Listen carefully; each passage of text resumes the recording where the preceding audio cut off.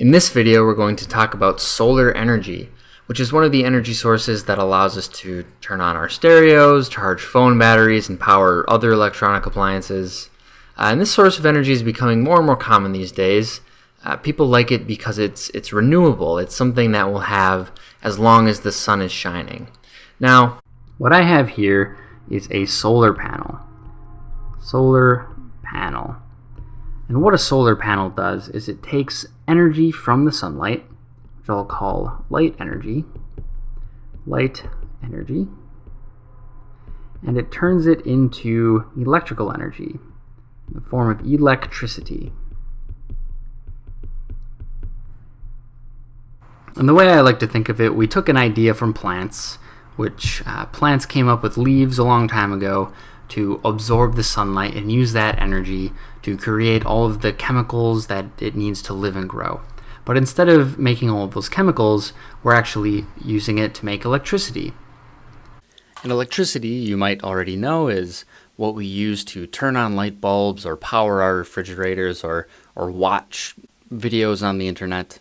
And what it is the flow of these little particles called electrons through a wire and then through the light bulb or whatever it is you're trying to turn on. So what a solar panel really does is it moves these electrons. It causes them to move. So what lets a solar panel do this? Well, a solar panel can do this because it's made of a very special kind of material called a semiconductor. Semiconductor. Now, a semiconductor is something that's kind of in between the two main types of electrical materials that we usually think about. The first kind is just a regular conductor. And a conductor is just something that allows electricity to flow through it. So metal is a conductor, water can also act as a conductor. It's just something that allows electrons to flow through it. And you see this semi means half or part, and conductor is just this other word conductor. So that's where the word semiconductor comes from. And the other type of material is called an insulator. This is something like plastic or wood. I'll finish writing it. Insulator. Plastic or wood, and these kinds of materials don't allow electricity to pass through. Right? You don't see wires made out of wood. You in fact might see wood or plastic or rubber or something used to stop electricity from flowing. A wire is actually surrounded by rubber because rubber will block the electricity from flowing through. So these are the two main types, and a semiconductor is something in between. Now, this interesting in-between nature of semiconductors allows us to do a lot of things, really. Really, all of electronics are based on semiconductors, sometimes acting like insulators and sometimes acting like conductors.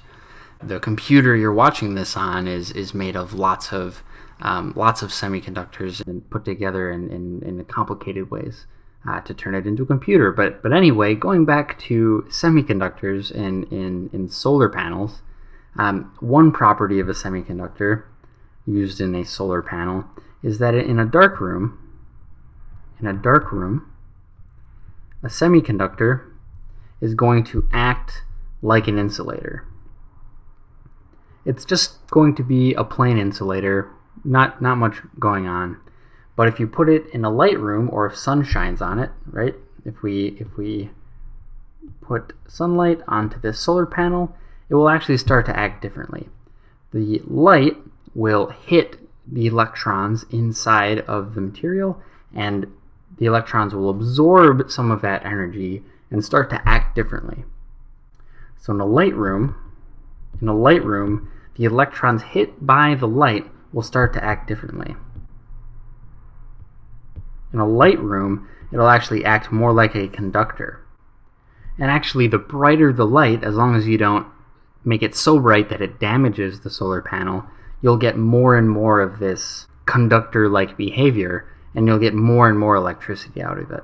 So this difference between how a semiconductor acts in a dark room and how it acts in a light room or outside in the sunshine is the main thing that allows solar panels to turn light energy into electricity. So these solar panels sometimes sit right on top of buildings and provide electricity for those buildings.